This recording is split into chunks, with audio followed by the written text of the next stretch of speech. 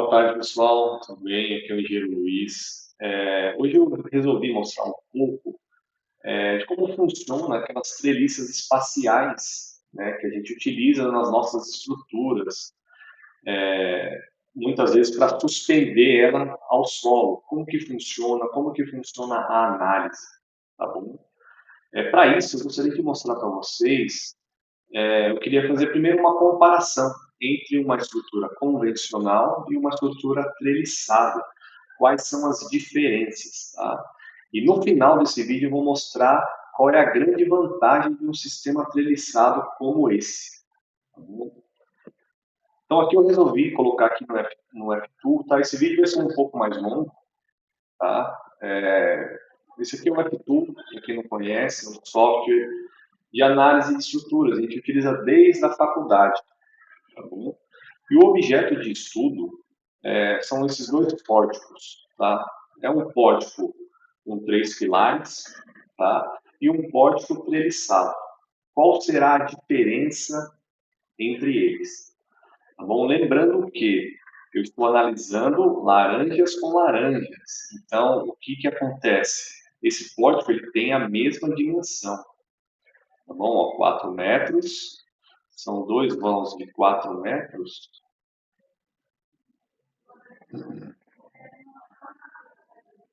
e ambos têm a altura de 2 metros, tá? Eu vou aplicar um carregamento para a gente ver como que funciona a análise, tá bom? Esse carregamento que eu vou aplicar é um carregamento de 2 kilonewtons por metro. Então, eu vou aplicar nos dois pórticos, para ver o que acontece, tá? Logo de cara, sem fazer cálculo algum, sem fazer análise, você consegue perceber que o pórtico da esquerda, tá, que é o pórtico convencional, ele possui 3 apoios para ficar estável. Já o pórtico da direita, com 2 apoios apenas, eu consigo estabilizar a estrutura, justamente pelo binário que é criado em um apoio. Tá? Então, o que acontece? No pórtico da direita, eu já tenho um bloco de fundação a menos. Vocês concordam comigo? Que na opção A eu tenho que fazer 3 blocos de fundação, 1, 2, 3, e na opção B, com 2 blocos de fundação, eu consigo já estabilizar a minha estrutura. Então, isso já traz uma certa economia, tá? Mas eu não queria, isso aí é o de menos, tá? A gente tem outras vantagens para a gente analisar. Para fazer essa análise, eu vou utilizar o meu Rhinoceros, o Grasshopper. Tá? Para quem não sabe, é o software que eu utilizo para fazer análise estrutural. Tá? Eu detalho e dimensiono no Grasshopper. Tá bom? Então, essa aqui, tá, é a interface do Grasshopper. Tá? Aqueles dois pórticos, exatamente como eles estão lá, eu desenhei ele aqui. Ó. Tá? Então, são 2 vãos de 4 metros, com altura de 2 metros, tá? Com carregamento de 2 kilonewtons por metro. Tá? Exatamente idêntico. Se nós formos observar, tá, a questão de momentos fletores, o que acontece entre o pórtico A e o pórtico B? Eles são praticamente exatamente iguais. Tá? Enquanto eu tenho um momento negativo aqui, ó, de 3,20, 3,2 kN por metro, no pórtico convencional eu tenho um momento vetor de 3,26. Tá? Isso aí exatamente, é idêntico. Tá? Então, nem precisa nem fazer essa comparação. Momentos de apoios também, ó, 1,60, 1,50. Então, em questão de esforços internos, momentos fletores, é exatamente igual. Tá? Então, na opção A, embora eu tenha 3 apoios, e na opção B eu tenho 2 apoios, os momentos fletores são exatamente iguais, porque a geometria é igual. Tá bom? Mas agora eu vou mostrar para vocês qual é a grande vantagem de se utilizar um apoio treliçado. Tá? Como vocês sabem, a gente utiliza esse tipo de sistema quando o terreno é em declive. Tá? Então, eu tenho que fazer meu bloco de fundação ali e erguer as minhas treliças espaciais. Para quem nunca viu a treliça espacial, a gente tem algumas estruturas que a gente utiliza. Então, eu recomendo para quem não viu, pare o vídeo aqui e veja alguns vídeos aí da própria página do Instagram. Vocês vão achar Pianíssimo, a Lautalena, tem outras obras também utilizando esse sistema. Tá? Mas agora eu quero mostrar para vocês um detalhe muito interessante do sistema A e do sistema B. Eu vou simular, tá bom, um recalque nesse pilar central, tá bom? Esse recalque, eu vou colocar um recalque de 2 centímetros para baixo no pilar central. Vamos ver no pórtico A o que vai acontecer com a distribuição de momentos fletores. Tá? Então eu vou aqui no meu Grasshopper. Tá? Então, para quem não está familiarizado, esse é o software que eu utilizo para dimensionamento. Tá? Ele faz análises impressionantes. Os maiores escritórios de arquitetura e engenharia utilizam o Rhinoceros Grasshopper. Tá? Se vocês quiserem, comentem aqui, tá? Comentem aqui, eu posso fazer esse exercício desde o zero. Então, aqui já está desenhado os dois pódios. Eu posso fazer desde o zero para vocês, passo a passo, para a gente chegar nesses resultados e vocês mesmos simularem, tá? Essa brincadeira aqui que vocês vão ver que é muito rápido. Então, aqui, eu vou no pórtico A aqui, tá? No pórtico convencional de 3 pilares, e vou simular um recalque de 2 centímetros no pilar central. Vamos ver o que vai acontecer. Tá?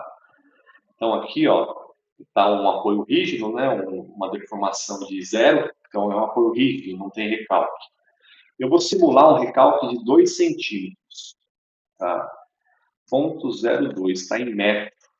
Tá? Vamos ver o que aconteceu aqui. Com um recalque de 2 centímetros no pilar central. Tá? Reparem como que foi o comportamento da estrutura aqui. Ela recalcou 2 centímetros embaixo.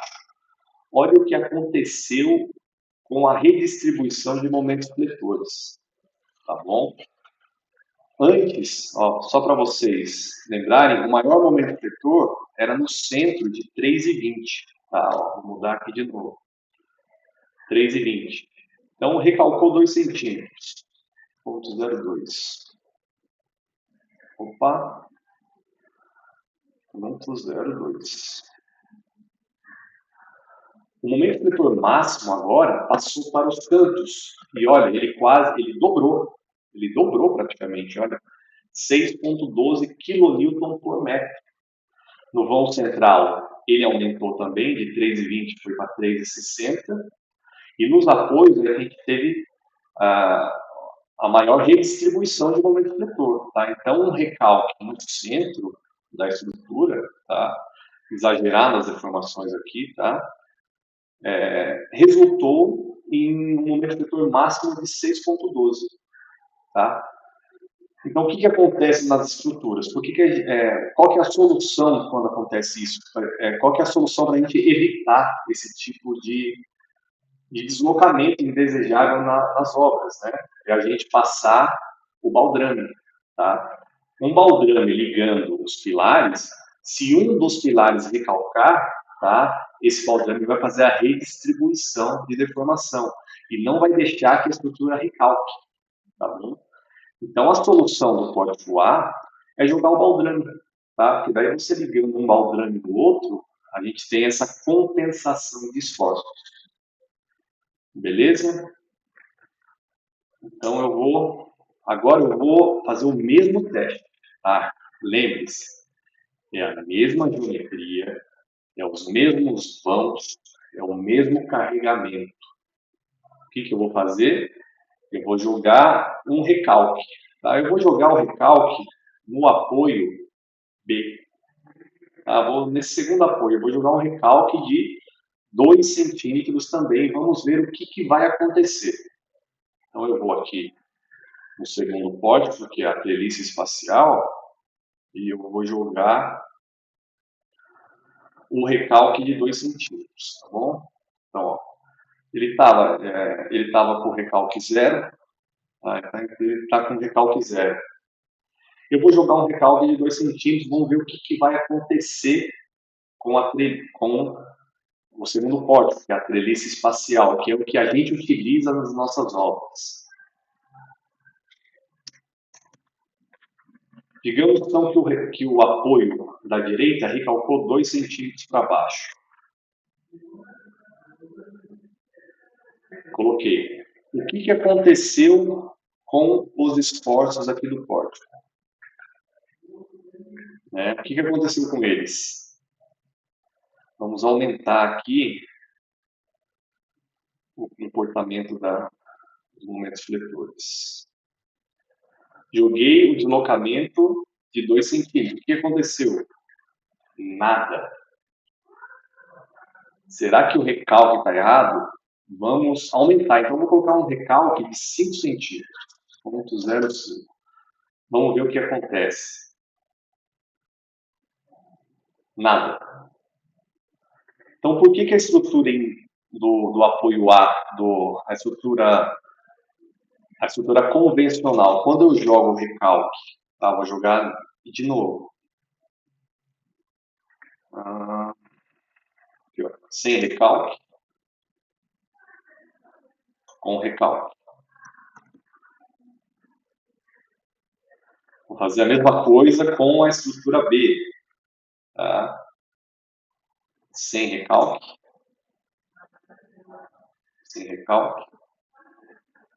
Com recalque.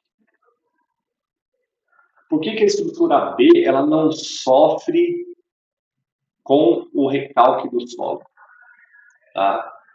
Alguém sabe por que acontece isso? Tá bom? O segredo disso, o pulo do gato, é que justamente os 3 pilares, tá? A gente volta na situação inicial.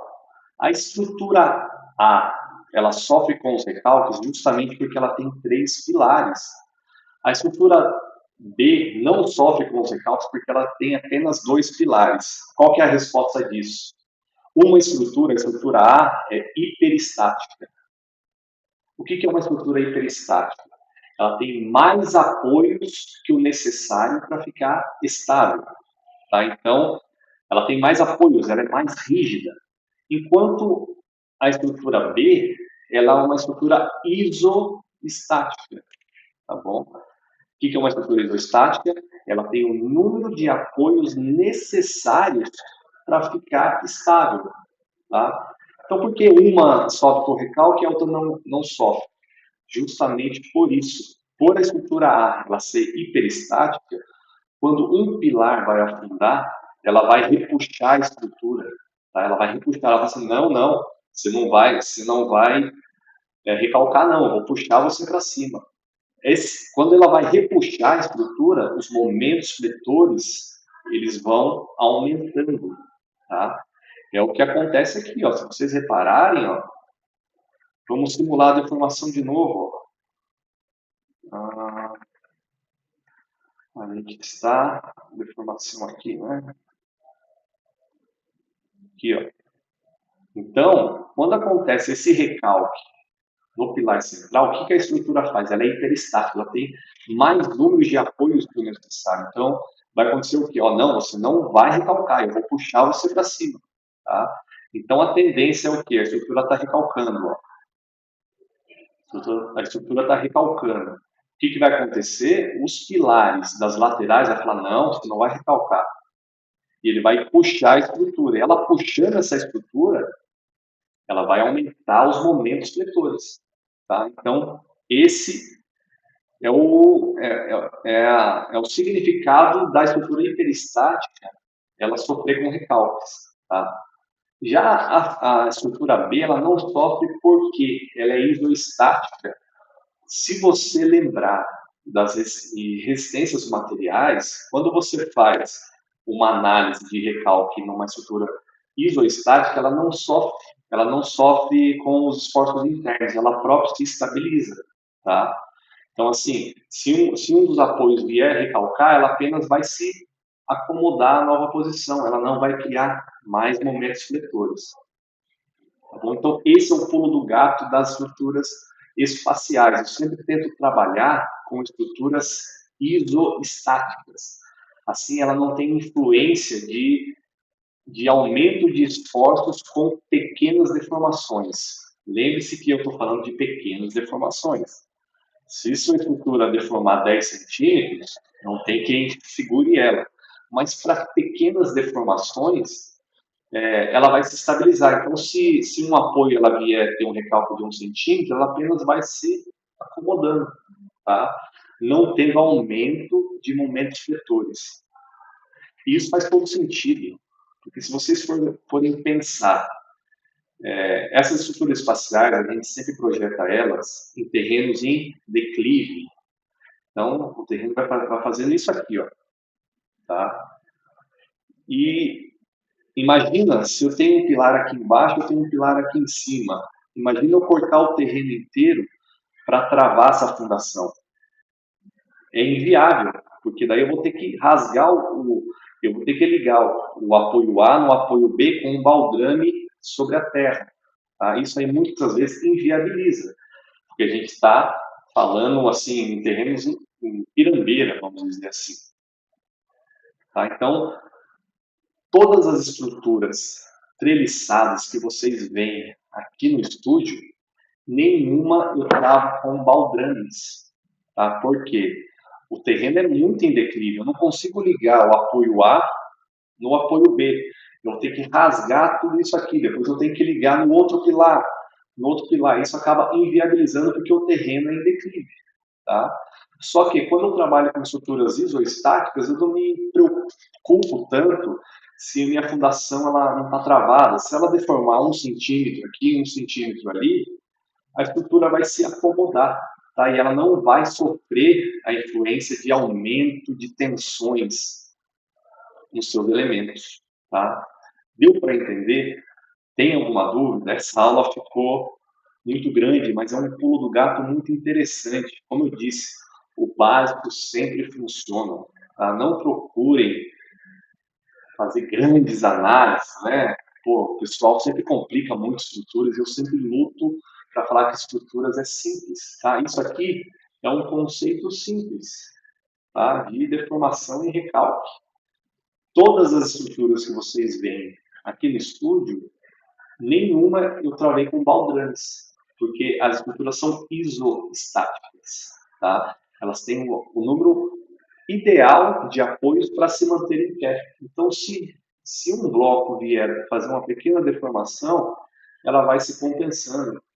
Tá? O que não acontece em uma estrutura hiperestática, muito característica de concreto armado. O concreto armado é hiperestático, a característica dele é ser hiperestático. Então, qualquer recalque ali ocorre aumento de tensões significantes e sempre começa a dar problemas. Tá? Quando você projeta uma estrutura isoestática, essas pequenas deformações não são tão importantes assim. Pequenas deformações, tá? Quem faz muito isso, Santiago Calatrava, utiliza muito estruturas isoestáticas. O Niemeyer também, ele tem belas estruturas isoestáticas, tá? O Fusecchini, que era o engenheiro dele, o Joaquim Cardoso, engenheiro de vidro, tá? Ele tinha muito na cabeça dele esses conceitos de estruturas isoestáticas, tá? Justamente por causa desses aumentos de deformações, e também na época não tinha computador, eles não tinham um rinoceros desse para fazer uma análise simples, eles tinham que fazer à mão. Então, o que, que eles faziam? Simplificavam o exercício, simplificavam as estruturas, porque uma estrutura isoestática, com as 3 equações da estática, eu consigo calcular ela toda. Já hiperestática não, né? Hiperestática eu preciso de métodos para calcular os esforços internos. Tá bom? Então, se vocês acharem interessante essa aula, curtam, comentem. Tá uma aula comprida, mas assim, eu acho que esse conceito é extremamente importante e ninguém fala sobre isso. Valeu?